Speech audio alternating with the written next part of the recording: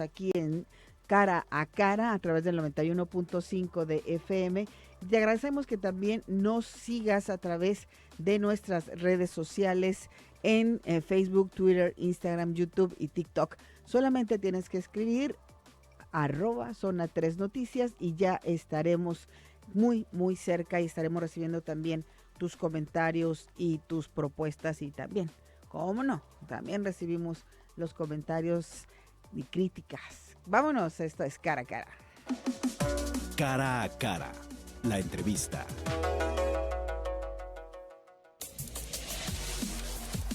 La denuncia que ha dado a través de diversos medios de comunicación y redes sociales que se ha dado a conocer a la ciudadanía relacionada con una menor de edad, mencionarles que ya fue presentada, se va por parte del Ministerio Público a ordenar una serie de diligencias, mismas que desde luego comentaré que por tratarse de una menor de edad tenemos que ser reservados en ese sentido, solo informarles que ya se cuenta con la denuncia y que está trabajando de inmediato al respecto.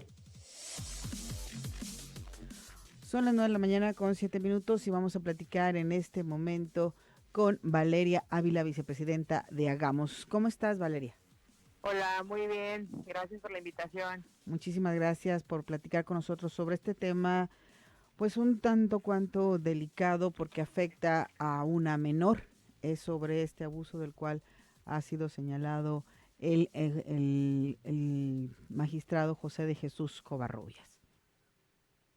Sí, desgraciadamente es un hecho muy lamentable porque además de lo sucedido, el hecho de compartir el video, de que se haya hecho viral, pues también revictimiza mucho a la menor de edad y en este caso, pues los ojos deberían de estar puestos justamente en el agresor o en el supuesto agresor, más que en este tipo de videos que se comparten, ¿no? Que también es lamentable, pero hemos visto acciones que van encaminadas a que se haga justicia y de verdad esperamos muchas mujeres que hacemos activismo en Jalisco, que formamos parte de partidos políticos, la propia agrupación de CLAVEM, que ya ha hecho señalamientos, diputadas que han hecho también ya pronunciamientos, pues sí queremos que se haga justicia, porque este no es el primer señalamiento que se le hace al magistrado, y sí creemos grave que haya llegado hasta estos extremos por no haber hecho caso o haber hecho omisas las otras denuncias que tenía ya presentes.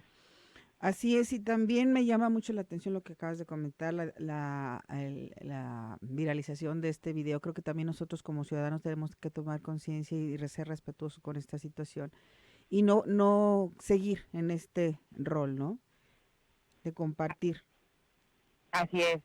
Y sobre todo te decía, ser muy objetivos y objetivas en que justo nuestros ojos deben de estar puestas en qué va a hacer la autoridad, qué va a hacer el Supremo Tribunal respecto a la separación del cargo del magistrado y también, ¿no? Muy controversial el hecho de que haya tenido una licencia por 5 días con goce de sueldo, quiere decir que tampoco se ha roto el pacto patriarcal que protege a los agresores y que más bien están preocupados por ver cómo sale avante de esta situación en vez de ver cómo se hace justicia. Así es, incluso hay quienes se ha pronunciado en que no se le debería de retirar el sueldo ni separar del cargo. Sí, incluso podemos ver que hubo 2 votos en contra, ¿no? O sea, hubo 29 votos a favor de que se separara temporalmente de su cargo, pero hubo 2 votos en contra y también eso llama mucho la atención, así como que solamente se le retiró el 70% de su sueldo, cuando pues en realidad debió haber sido el 100% del sueldo mientras se llevan a cabo las averiguaciones. Y llama la atención que fue una magistrada también.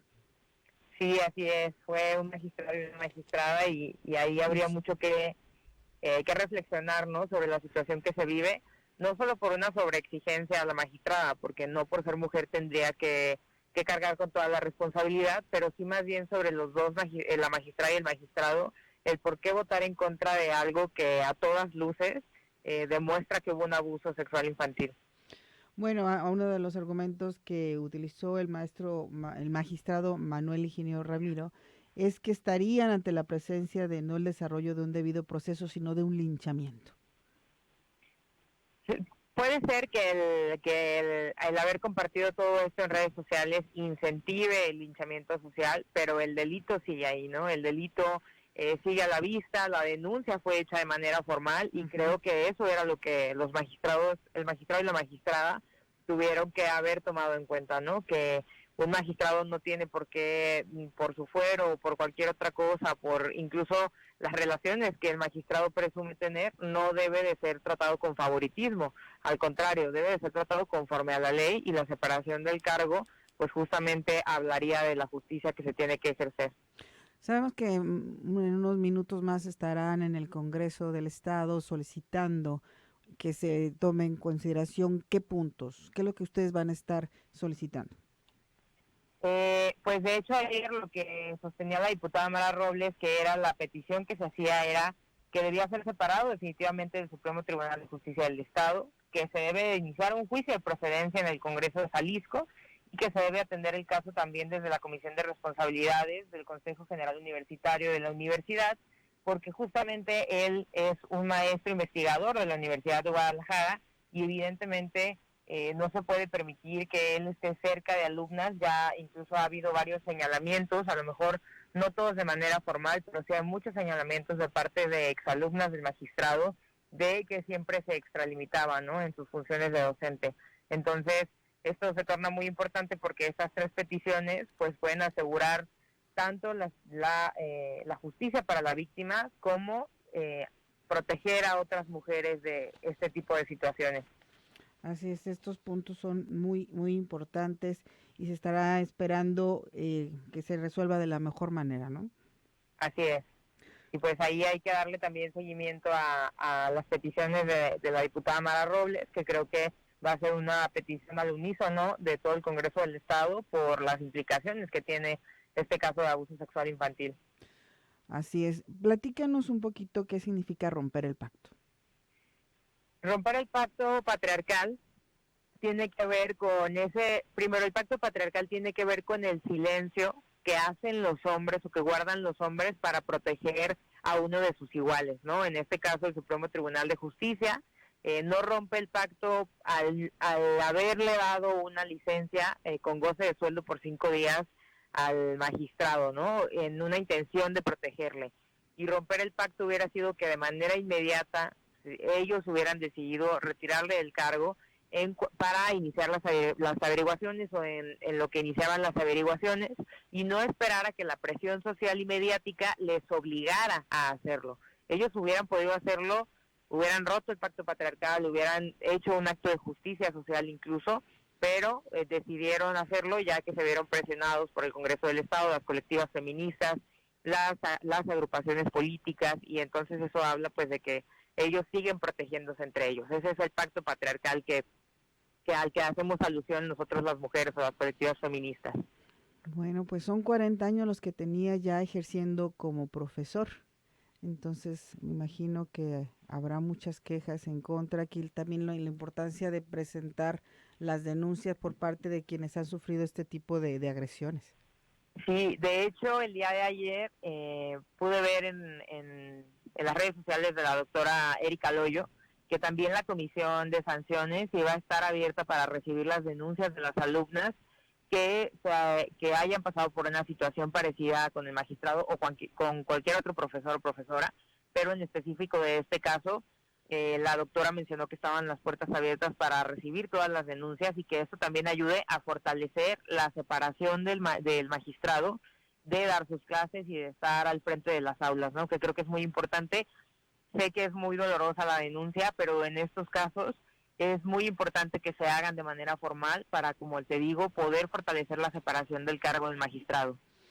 Imagino 40 años de profesor, ya muchas mujeres obviamente ya son adultas. Sería también importante invitarlas a que presenten su denuncia o que vayan y hablen sobre la experiencia vivida. A mí me parece que sí, me parece que con las autoridades correspondientes de ninguna forma se les obligaría a que fuera pública la denuncia, ni mucho menos, porque cada víctima tiene su proceso y tiene el derecho a decidir cómo lleva su proceso, pero en este caso creo que sería muy valioso justamente para evitar la repetición de estos actos tan dolorosos, que las víctimas pudieran hacer uso de esta herramienta tan sí, tan efectiva, ¿no? En el sentido de que pudiera fortalecer la separación del cargo, que hagan las denuncias pertinentes, ya sea ante la Comisión de Sanciones de la Universidad de Guadalajara o ante las autoridades correspondientes. Mira, tenemos opinión de nuestros radioescuchas, nos comenta Raimundo. Buenos días, en mi opinión, en relación al caso del magistrado, es que pensando objetivamente es correcta la separación del cargo, perdón, y sometido a que se le investigue de manera penal, pero no se le pueden coartar sus derechos laborales sin una sentencia judicial previa. Eso no sería alegato a derecho y que entendamos que no se trata de un pacto, sino de un pleno derecho. Sí, probablemente sus derechos laborales no pueden verse violentados, pero sus derechos laborales fueron o se hicieron uso de ellos en un momento muy controversial, ¿no? O sea, justamente después del 16 de noviembre, cuando sale que el Colegio de Juristas promueve esta demanda de abuso sexual infantil, al día siguiente se le otorga esta licencia de 5 días con goce de sueldo. Entonces, sí, sí son sus derechos, pero el otorgamiento de la misma hace el llamado a este pacto que nosotras hacemos alusión, ¿no? De cómo de inmediato salen todas las herramientas jurídicas para proteger al agresor. A eso nos referimos nosotras. Tenemos otro comentario y te lo comparto, este es en audio. Y yo creo que ya es momento en que la sociedad nos manifestemos y ya digamos basta en seguir sosteniendo estas prácticas políticas que van corrompiendo en sí todo lo que es la legalidad, o sea, va hecha al traste cualquier trabajo, porque detrás hay gente como esta y no es el único, hay muchos, incluso docentes en este momento en el CUAD y bueno, no, que es donde tengo referencia, pero sé que hay más instituciones en las que se hace una práctica común de este tipo. Y creo que ya es momento que la dignidad de las mujeres y de la sociedad en general ya marque un alto y que esto no sea lo común. Bueno, tiene un poco más de audio, pero está un poco largo. Y también José Alfredo nos dice, la universidad tiene toda la vida ocultando los abusos de los maestros en la institución. Bueno, se nos terminó el tiempo, Valeria, nos gustaría seguir en contacto contigo y ver qué es lo que acontece más adelante cuando se presenten en el Congreso. Muchísimas gracias y quiero hacer nada más un señalamiento de que justo esta debe ser una gran muestra de la Universidad de Guadalajara de que no podemos seguir y no puede seguir encubriendo este tipo de violaciones a derechos humanos de las mujeres, porque como lo dice Alfredo en su comentario, la universidad tiene una gran deuda con las mujeres y con las universitarias y con las estudiantes de la Universidad de Guadalajara, y creo que más que nunca tienen que dar esa muestra de voluntad de que todas estas deudas van a quedar saldadas y que igual que Alfredo y que igual que la radioescucha que manifestó este comentario, creo yo también que se deben de ir todos los agresores de la Universidad de Guadalajara para que las alumnas encuentren espacios seguros y espacios de paz en donde puedan ejercer su derecho libre a recibir una educación laica. Perfecto. Muchas gracias. Al contrario, hasta luego. Hasta luego. Ella es Valeria Ávila, vicepresidenta de Hagamos. Son las 9:20, hacemos una pausa.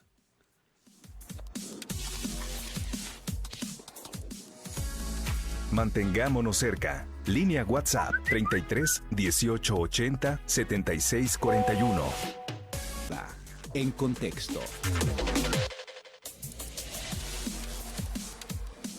Deben definirse de manera conjunta objetivos muy precisos y hacer a un lado mitos y prejuicios. Por ejemplo, dejar de rechazar a migrantes cuando para crecer se necesita de fuerza de trabajo que en realidad no se tiene con suficiencia ni en Estados Unidos ni en Canadá. ¿Por qué no estudiar la demanda de mano de obra y abrir ordenadamente el flujo migratorio? Son las 9:23 y vamos a continuar aquí en Cara a Cara. Nos siguieron llegando comentarios en torno al tema de lo sucedido con el magistrado, pero vamos cambiando de tema. Más adelante tenemos oportunidad, leeremos esos comentarios.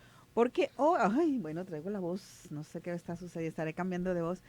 Gracias, me acompaña hoy mi querida tocaya Laura Martínez Gamiño a conducir este espacio y bueno, te doy la bienvenida, tocaya. Gracias, tocaya, gracias a todos y a todas que vamos a tratar de desmenuzar un poco de lo que pasó en esta cumbre de líderes de América del Norte que se realizó en Estados Unidos, donde estuvo el presidente Andrés Manuel López Obrador, con el presidente de Estados Unidos Joe Biden y también con el primer ministro canadiense Justin Trudeau, y hablar sobre qué pasó, los retos, lo que no se habló, lo que sí se habló, un tema migratorio que fue el tema principal. Y bueno, según el resumen que presentó después Marcelo Ebrard, perdón, traigo alguna afectación en la voz. Todo nos fue perfecto, todo estuvo muy bien, todas las propuestas del presidente fueron muy bien aceptadas, pero bueno, como dices, vamos a desmenuzar, vamos a analizar lo acontecido y nos acompaña aquí en cabina. Me da mucho gusto que esté con nosotros Cindy Ramírez. Ella es internacionalista de la Escuela de Gobierno y Transformación Pública del TEC de Monterrey. ¿Cómo estás, Cindy? ¿Qué tal, Laura? Buenos días. Un saludo también aquí a mi otra Laura que está a la izquierda. Buenos días al auditorio. Y, adelante. Pues sí, lo que pasa es que en unos momentos llega y nos acompaña Eduardo González, que viene un poco retrasado. Sabemos que estamos aquí en Mariano Otero, un poco complicada siempre la... Sí, hay algo en la expo, ¿eh? Entonces, sí, creo que es el Recrea de educación. Y pues está complicada la circulación, pero sí, sobre todo, Cintia, a mí me gustaría preguntarte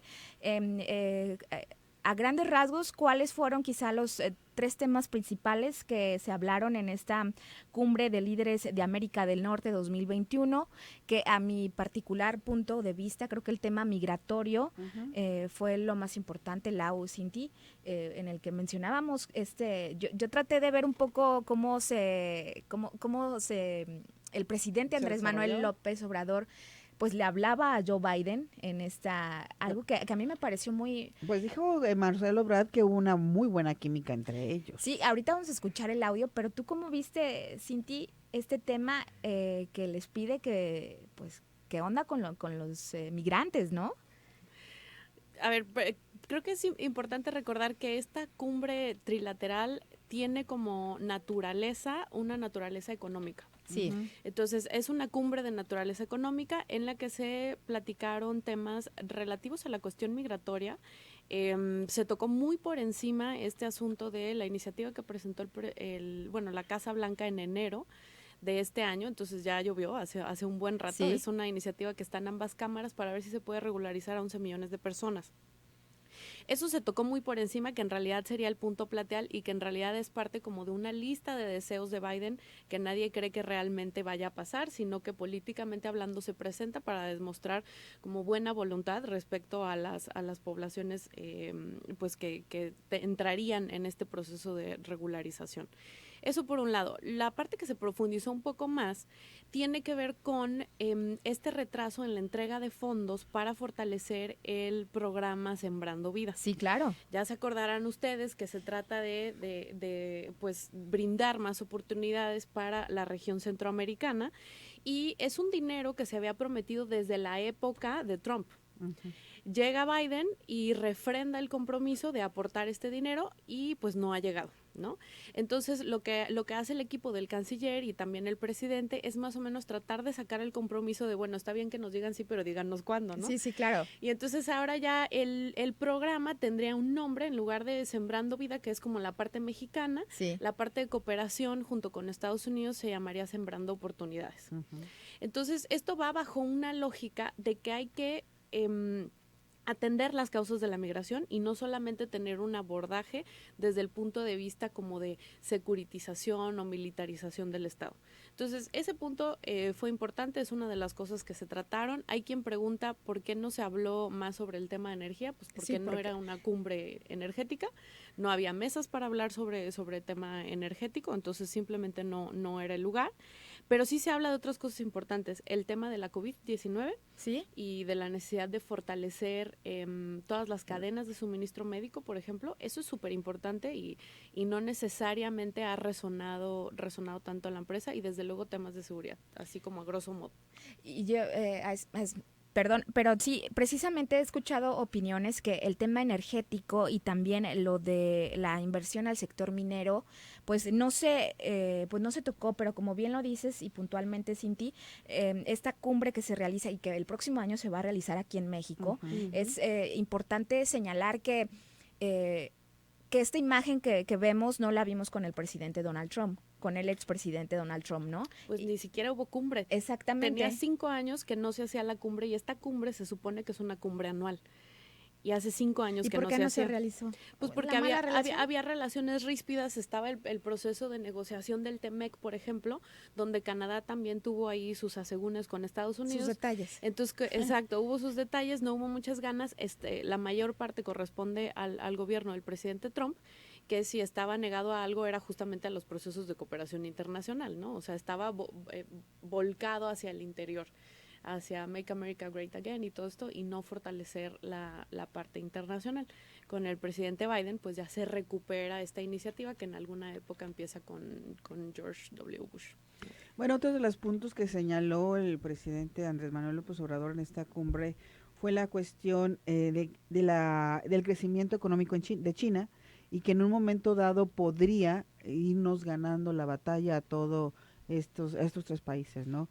Que se habló de una... Sí, mencionaba de un 13%, ¿no? Este 13% en el que dice que la economía china le va a ganar, tiene como la mayoría, y que en este encuentro trilateral es lo que también, pues, se va a trabajar, ¿no? De alguna manera... Se tiene que trabajar para que China no llegue a dominar el mundo, por decirlo así. Pues casi ya nos dominan los, sobre todo en la tecnología y en todo eso, siempre un paso más adelante los chinos, pero esta cifra la dio ayer precisamente el presidente, este 13% en el que decía, y esperan que en este encuentro, en esta, pues sobre todo el TECMEC, para poder seguir avanzando en igualarnos a China, ¿no? Ahí el equilibrio diplomático es muy interesante y es un trabajo muy fino. La relación de México con China ha sido una relación excelente. Entonces, recordemos, por ejemplo, que en el contexto de la pandemia muchas cosas no hubiéramos sobrevivido si no hubiera sido por el puente aéreo México-Beijing, por ejemplo, que implicó que nos llegaba material médico y todo esto en una negociación que fue el único puente aéreo bilateral que China aceptó. No hubo ningún otro con ningún otro país del mundo. Entonces, la relación con China en realidad es excelente. Más bien lo que hace el presidente López Obrador y el equipo de Cancillería es tratar de... ¿Equilibrar? Sí, de equilibrar y de poner su discurso, de diseñar un discurso a partir de la idea de lo que es América del Norte. Y entonces lo que dicen es, China es muy importante, China va a seguir creciendo, eso no nos queda duda, y es posible que en las siguientes 2 décadas llegue a controlar hasta el 42% del comercio del mundo, ¿no? Eso es un hecho. Y está bien que China vaya por donde vaya, no quiere decir que no queremos que China llegue a eso, está bien, adelante, pero nosotros somos América del Norte. ¿Y qué quiere decir que somos América del Norte? Y eso viene al inicio de la declaratoria que culmina esta cumbre, que es una declaratoria ya por escrito. Dice, América del Norte somos más o menos 500 millones de personas, y en este momento somos 13 economías que implica 1/3 de la producción de bienes y servicios a nivel mundial.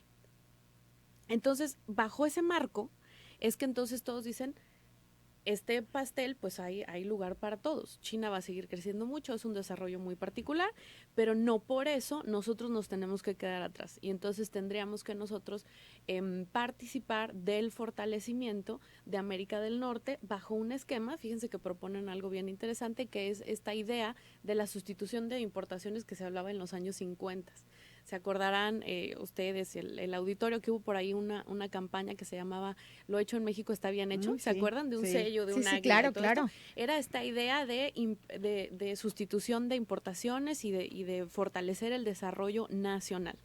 Ahora, lo que se pone sobre la mesa es esta idea de sustitución de importaciones, pero entre los 3 países, como de que entre los 3 países comercien con productos, bienes y servicios de los 3 países, pero que disminuyan su consumo de bienes y servicios que vengan de otras regiones del mundo. Entonces, eso es una manera como muy diplomática de decir, está bien, hay espacio para todos, entendemos que China va a crecer mucho, México no va a dejar desde luego de lado la relación con No, China, claro que no. como tampoco la deja Estados Unidos, ¿eh? Yo creo que no se trata de competir y a ver, y a terminar uno con otro, sino de conjugar las cosas. Finalmente, como dices, y siempre se ha dicho, el sol sale para todos, a final de cuentas siempre se podrá estar trabajando, aparte como diría Mafalda, Susanita, China está muy lejos. De alguna manera, bueno, cada quien tiene su propio mercado, tiene sus productos, y bueno, es una competencia legal, por decirlo así, o real, pero pues no se trata de destruirnos, ni de acabar con una economía por otra. Entonces simplemente es eso, ¿no? Claro, y además en política internacional se reconoce, o sea, una máxima en realidad de la diplomacia internacional es que se reconocen las áreas de influencia regionales de cada país, ¿no? Entonces, pues se reconoce que China tiene un área de influencia muy marcada en el sureste asiático, pero esa influencia sí se está convirtiendo en una influencia mundial, lo cual amenaza solamente a Estados Unidos, realmente no amenaza a Canadá ni a México porque no teníamos esas aspiraciones de hegemonía mundial, ¿no? Y entonces los otros dos países dicen, bueno, pues nosotros, nuestra área de influencia, nuestra zona para fortalecernos, pues es de manera natural nuestra región norteamericana, pero con un tinte muy interesante por parte de la administración de López Obrador, que es sí volteando a ver Centroamérica y tratando de recuperar liderazgo en general en América Latina. Así es, mándalo, tocayo. Pues vamos a un corte y regresamos rapidísimo aquí a Cara a Cara. Muchas gracias. Contexto. Hay una afinidad ideológica, política y una buena química entre los tres, entonces yo diría que eso va a significar una nueva etapa en la relación entre los tres mandatarios. El apoyo que ya les mencioné, decir, bueno, México desde luego es muy respetuoso de los procesos legales en Estados Unidos, pero pensamos que es algo sumamente relevante. El presidente hizo una exposición de lo que significa para México que estas 11 millones de connacionales puedan tener acceso a una situación regular y puedan defender sus derechos y puedan tener una condición legal en Estados Unidos, y que ese es un tema de la mayor importancia para México. Ahí escuchamos al canciller mexicano Marcelo Ebrard en esta rueda de prensa que fue ayer aproximadamente a las 8 de la noche, dando como un saldo de lo que se habló, de lo que decía. Y estoy aquí con Laura Mora, mi tocaya, y con Cinti Ramírez, tratando de desmenuzar un poco algo que se detuvo, ya bien lo mencionaba Cinti, con Donald Trump, esta cumbre de líderes de América del Norte, y que mencionaba Marcelo Ebrard, hubo química también de ideologías, mi querida Cinti. Es muy interesante cómo decide presentar esa frase el canciller. Creo que como dices tú, hay que desmenuzar lo que sucede. Para llegar a la cumbre que vimos en estos días, que no se nos olvide que en septiembre y octubre fueron meses de alta labor diplomática entre México y Estados Unidos. Sí, claro. Venimos de dos procesos muy importantes que son dos diálogos de alto nivel. Entonces se logró un diálogo de alto nivel en septiembre y otro en octubre. El de septiembre fue sobre temas económicos y el de octubre fue sobre temas básicamente de seguridad y salud pública, de donde sale este famoso entendimiento o acuerdo bicentenario que tiene que ver con temas migratorios, pero que también trata el tema del tráfico de armas entre ambos países.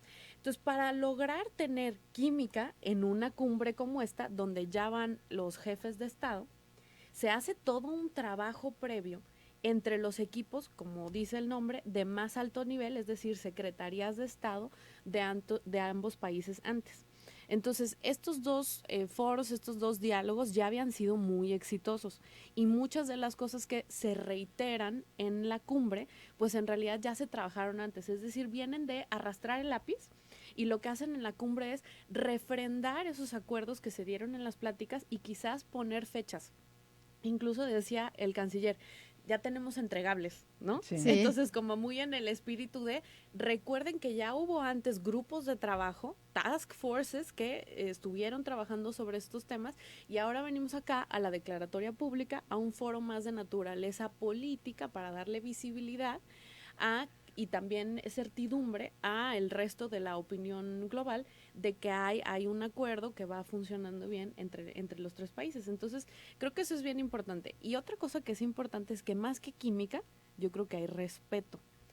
Sí. Y eso es súper difícil de lograr. Algo en que diplomacia, sabíamos, cómo se expresaba Donald Trump de los mexicanos, esta relación que no había, por supuesto, ni siquiera de comunicación con el gobierno mexicano y también con el gobierno canadiense. Entonces yo creo que sí es muy importante y a mí me gustaría que todos y todas las que nos están escuchando, que Cinti nos dijera por qué sí es importante, y creo que hay que ver también y todos los matices de los saldos, los retos que hay que son, pero también los saldos positivos. Creo que fue una cumbre muy positiva y fue una cumbre, pero ¿por qué es importante que todos y todas sepamos que fue positiva la cumbre? O sea, que esto, y aparte que el próximo año va a ser aquí en México.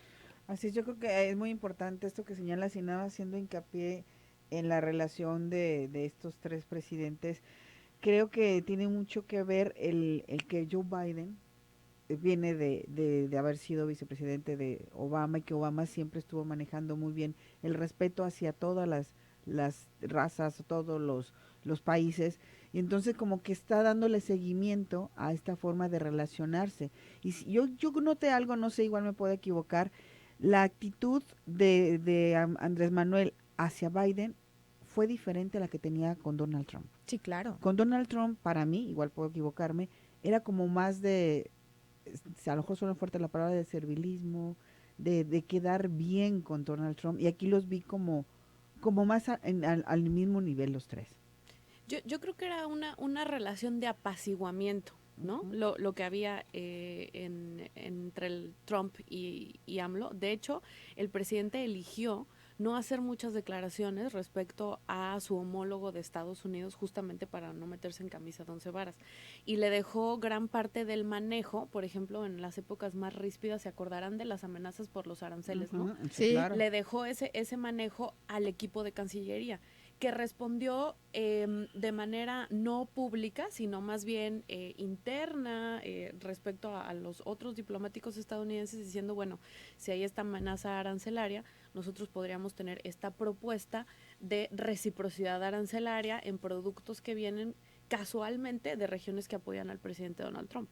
Y así fue como se logró detener. Entonces, no fue una relación servil entre los países, más bien fue una relación en la que públicamente se evitó el enfrentamiento, que creo que fue algo muy inteligente. Y ahora sí, como bien comentas, Laura, la relación entre los tres mandatarios se nota como más igualitaria, pero creo que es bien importante, aludiendo a lo que decía Laura al inicio, que nos demos cuenta de por qué es importante lo que pasó. Lo que pasó es importante porque en diplomacia hay temas que son muy ríspidos entre los países. Hay temas ríspidos entre Canadá y Estados Unidos y hay temas ríspidos entre Estados Unidos y México. Por ejemplo, el tráfico de armas, por ejemplo, el tráfico de narcóticos, tráfico de personas. Hay muchísimos temas ríspidos, el tema migratorio, desde luego. Y entonces lo que es interesante es cómo lograr el respeto, es decir, el reconocimiento de que tienes derecho a existir como país aparte y tomar tus decisiones sin que yo me meta demasiado. Estados Unidos se ha metido bastante en el tema migratorio, pero hay un equilibrio en el sentido de que México ha logrado, por ejemplo, hablar muy fuertemente en contra de la actuación de Estados Unidos, por ejemplo, en Venezuela. Sí. O dio asilo al presidente Evo Morales de Bolivia cuando el golpe de Estado. O empezó la administración López Obrador sin reconocer a Juan Guaidó como presidente legítimo de Venezuela, cosa que Estados Unidos empujaba, incluso en un foro político internacional en Davos. Y que ¿no? también fue eje principal de Donald Trump. Claro. Entonces, ha habido en estos últimos 3 años un proceso de alta dignidad diplomática. No por nada el Servicio Exterior Mexicano es uno de los más reconocidos en el mundo, pero sí ha tenido la relación diplomática con Estados Unidos y otros países latinoamericanos sus momentos oscuros. Recordemos, por ejemplo, Fox y Cuba, pues fue un momento muy bajo. En cambio, ahora se ha recuperado de manera muy, muy hábil la relación con países latinoamericanos que son políticamente claves para declarar de manera así como evidente una independencia política e ideológica de Estados Unidos.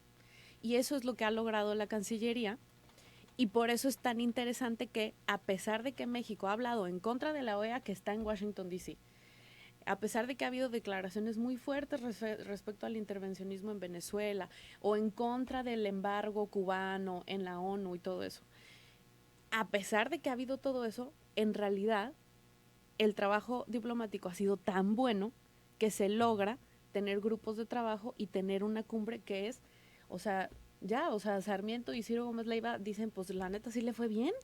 Sí, es ¿qué que vamos a decir? La verdad es que sí hay que reconocerlo. Creo que a mí lo que me llama mucho la atención, esto que estábamos mencionando, el contexto en el que se da esta cumbre después de 5 años en la que Donald Trump la suspende, pero también me llama la atención, ya lo bien mencionabas, el tema de seguridad, pero mediáticamente, como Donald Trump, por toda la gestión que tuvo, el muro fue principalmente uno de sus puntos claves para estar en contra de la migración, ¿no? Y esa tan ríspida. Yo, la verdad, haciendo y un poco de memoria y un poco también pues sí, pensando un poco y analizando también este tema, no se ha hablado tanto del muro fronterizo desde que llegó Joe Biden, no.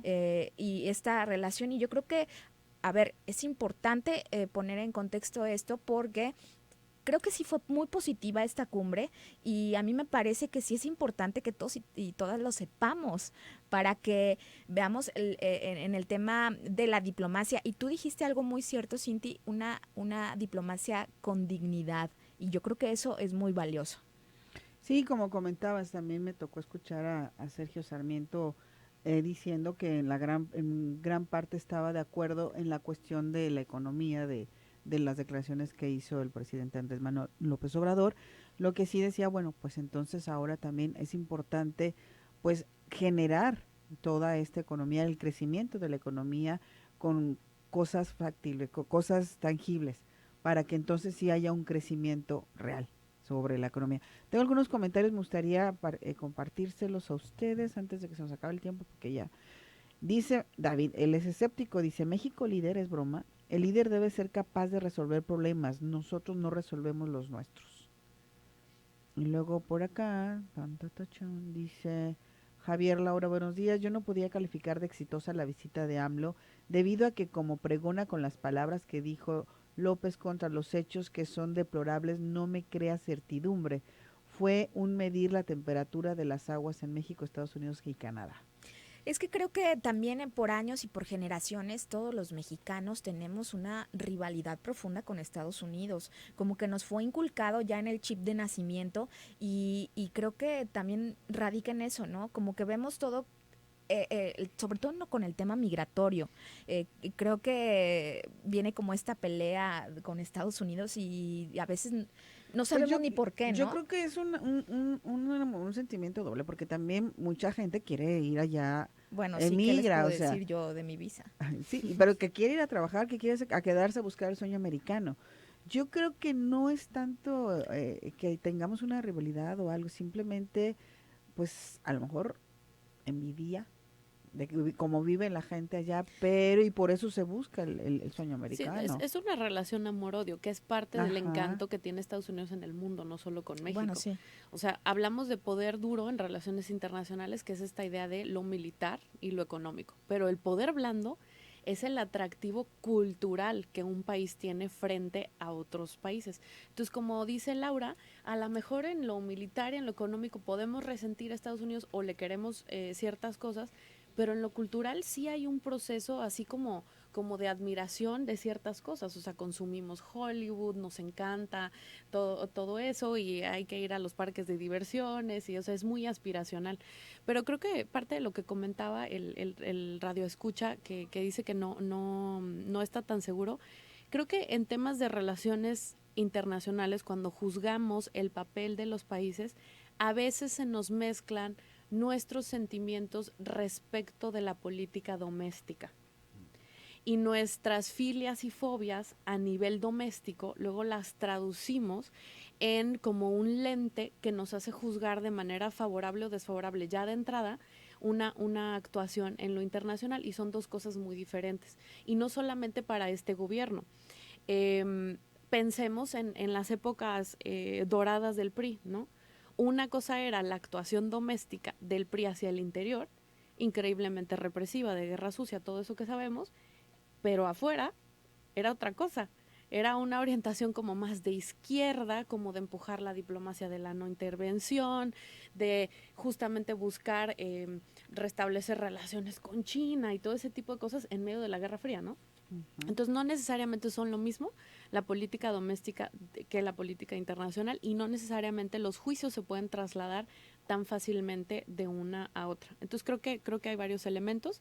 También hay que voltear a ver pues que no nada más septiembre y octubre fueron meses buenos para la diplomacia mexicana, sino que también pues simplemente en las últimas 2 semanas la presencia de López Obrador en Nueva York, en la ONU, es cierto. O sea, eso se aprovechó súper bien.